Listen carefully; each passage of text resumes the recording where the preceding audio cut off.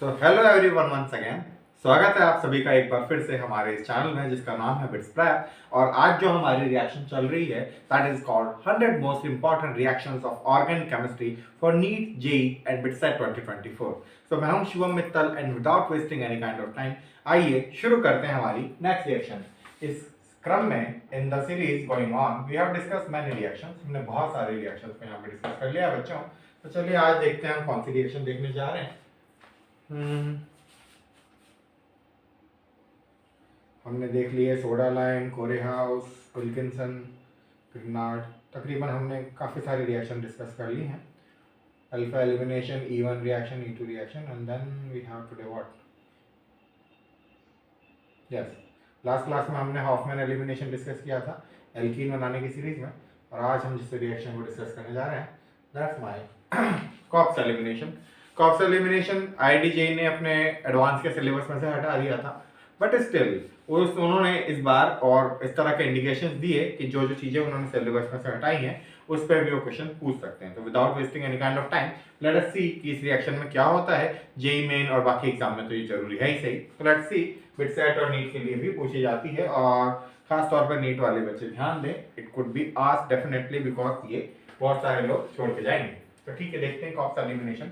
सबसे पहले क्या होना चाहिए, मैं आपको रिएक्शन का टाइप बता देता हूँ इस रिएक्शन में होता क्या है। इस रिएक्शन में कुछ नहीं होता। लेट सपोज मेरा कोई अल्काइल ग्रुप है, ये हो गया मेरा कोई अल्काइल ग्रुप हो गया, ठीक है सर। यहाँ पे मेरा लग रहा होगा नाइट्रोजन, नाइट्रोजन के साथ लग रहे होंगे मेरे NN डाइथाइल ग्रुप या फिर डाई मिथाइल ग्रुप, यानी कि दो मिथाइल ग्रुप इसके साथ लगे होंगे, ये एक ये दो, ठीक है सर। अब तीन लग गए और इसके साथ इसमें एक लगा होगा अल्कोक्साइड या फिर कह सकते हैं ऑक्साइड आयन, ठीक है। इस प्रकार का आपका रिएक्शन होगा। इस रिएक्शन को मैं यहाँ से बेटा करवाऊंगा हीट, यानी कि एक केमिकल रिएक्शन को कैसे करवाते हैं हीट। ऐसा तो है नहीं कि गर्म तवे पे डाल दिया केमिकल को और कह दिया कि तुम हीट हो जाओ, नहीं सर।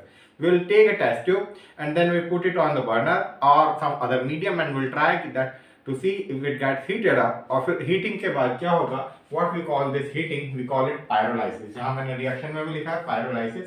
pyrolysis का मतलब होता है ऊष्मा के द्वारा विभाजन करना, डिवाइडेड और division to be done by the presence of heat. ऊष्मा के द्वारा विभाजन करना, ये विभाजन होगा और उसके बाद मुझे मेरा एक एल्कीन मिल जाएगा 1 2 3। ओके, मुझे मेरा एक एल्कीन मिल जाएगा इस तरह का 1 2 3 और यहाँ पर अटैच्ड है और उसके साथ मुझे एक प्रोडक्ट और मिलेगा, मेरा एक बाई प्रोडक्ट जो मुझे मिलेगा मेरा N मिथाइल मिथाइल और लोन पेयर और उसके बाद एक अल्कोहल।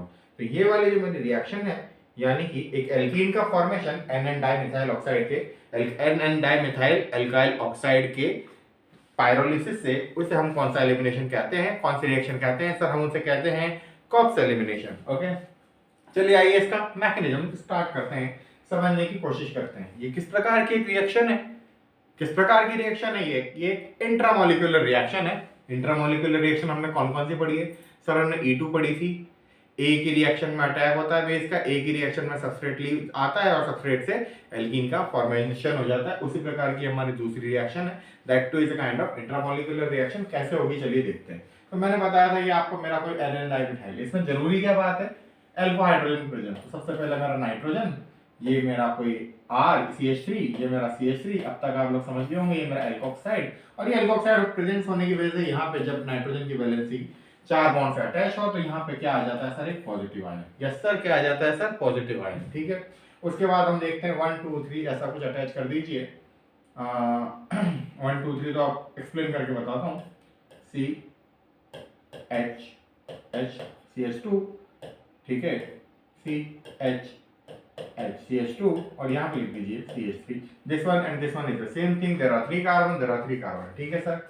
अब इसको मैं करता हूँ जब हीट करने की वजह से क्या होता है, ये मेरा जो O- है ये एक इंट्रामोलिकुलर स्ट्रॉन्ग बेस की तरह रिएक्ट करता है, स्ट्रॉन्ग बेस की तरह से रिएक्ट करता है। ये है मेरा नाइट्रोजन, ये है मेरा अल्फा कार्बन, ये है मेरा बीटा कार्बन। बीटा कार्बन के पास ये जो है ये है मेरा बीटा हाइड्रोजन। बीटा हाइड्रोजन से क्यों रिएक्शन होती है ये मैं आपको आगे बताऊंगा, पर बीटा हाइड्रोजन यहाँ से O- जो है ये भाई साहब अटैक करेंगे यहाँ पे, इस H पे डेल्टा प्लस चार्ज होने की वजह से यहाँ से निकल जाएगा और इसके पास जो नेगेटिव आयन इस H प्लस के जाने से आएगा वो इन द सेम रिएक्शन में आपको रंग बदल के बताता हूँ। रंग बदल रहे, रंग भेद नहीं कर रहे, रंग बदल के बताता हूँ। इन द सेम रिएक्शन क्या होगा, वो माइनस आयन यहाँ पे डोनेट हो जाएगा बीटा के पास में, ठीक है। और बीटा के पास में डोनेट होने की वजह से कह सकते हैं कि ये H प्लस तो यहाँ से गया, थोड़ी देर के लिए मेरा एक इंटरमीडिएट कार्बन आयन बना। कैसा कार्बन आयन बनेगा सर, बीटा कार्बन आयन बनेगा। और उस बीटा कार्बन आयन का सेम रिएक्शन में ही डोनेशन कहाँ हो जाएगा सर, डोनेशन उसका यहाँ हो जाएगा और मेरा कुछ इस प्रकार का प्रोडक्ट बन जाएगा CH3 CH double bond CH2। दोबारा देखिए, एक्सप्लेन करता हूं मैं दोबारा, कुछ लोगों का छूट गया हो।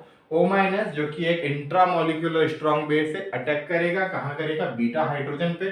बीटा हाइड्रोजन की अवेलेबिलिटी सुनिश्चित होनी चाहिए, it must be available. Beta hydrogen पर अटैक करने के बाद वो उसे ले जाएगा और ये जो माइनस आयन बना वो उसी रिएक्शन के अंदर बना, अलग से कोई स्टेप नहीं है, रेट डिटरमाइनिंग स्टेप। और ये नेगेटिव आयन वापस यहाँ पे इस कार्बन के साथ बॉन्ड बना लेगा और इसके बाद H और चला जाएगा और ये मेरा यहाँ से ब्रेक हो जाएगा। और in the same time H को लेने के बाद ये मेरा एल्कोक्साइड आयन N12 और ये मेरा OH बन जाएगा। वेरी ब्यूटीफुली डिजाइन ड्रिंक, बहुत ही इजी और समझने लायक रिएक्शन। अब हम देखते हैं हो क्या। पहली चीज, इंट्रामोलिक्यूलर कार्बन आयन का फॉर्मेशन हो रहा है, यस सर। दूसरी चीज क्या हो रहा है सर, दूसरी चीज क्या हो रहा है, यहाँ पे मैंने बताया कि ये H प्लस जाएगा, ठीक है, और ये यहाँ पे अटैक करेगा, यानी कि किस तरह का एलिमिनेशन है ये, सिन एलिमिनेशन। सिन एलिमिनेशन का मतलब आप क्या समझ सकते हैं, सिन एलिमिनेशन का मतलब आप समझ सकते हैं, फॉर एग्जांपल अगर मान लीजिए ये कार्बन है, ठीक है, और ये कार्बन है, यहाँ पे मेरा NO माइनस, यानी कि ये भी ऊपर ही लगा होगा और ये मेरा हाइड्रोजन एटम भी ऊपर ही लगा होगा। तो ये पूरा का पूरा इस कार्बन के ऊपर की तरफ से, यानी कि एक होगा इसका अबोव फेस, एक होगा इसका बिलो फेस, ऊपर के फेस से ही निकल जा रहा है, एंटी एलिमिनेशन नहीं हो रहा। E2 में कैसा एलिमिनेशन होता था सर, एंटी, एक इस डायरेक्शन से जाता था, दूसरा इस डायरेक्शन में जाता था। इस पे ये दो कार्बन है, एक नाइट्रोजन का molecule alkyl NN dialkyl oxide और हाइड्रोजन दोनों ऊपर हैं, वो जा रहे हैं। यहाँ पे मैंने थोड़ा गलत बताया, यहाँ पे ये आपका हाइड्रोजन ये वाला होगा, that is the specific one. कौन सा वाला होगा सर, ये वाला है, क्योंकि ये अल्फा अगर है तो अगर ये अल्फा है तो ये इसके लिए कौन सा हो जाएगा सर, बीटा हाइड्रोजन हो जाएगा। बीटा हाइड्रोजन चला जाएगा। सिन एलिमिनेशन यानी कि सेम साइड से सेम फेज से एलिमिनेशन होगा। हाई टेम्परेचर होना चाहिए, वो मैंने बता दिया सर, पायरोलाइसिस, हीट के द्वारा विभाजन। Carbanion at beta carbon बनना चाहिए, स्टेबल कार्बन आयन बनना चाहिए, जितना कार्बन आयन स्टेबल होगा उतनी रिएक्शन की यील्ड ज्यादा होगी, ठीक है। यील्ड ज्यादा होने का मतलब ज्यादा मात्रा में बनेगी, ठीक है।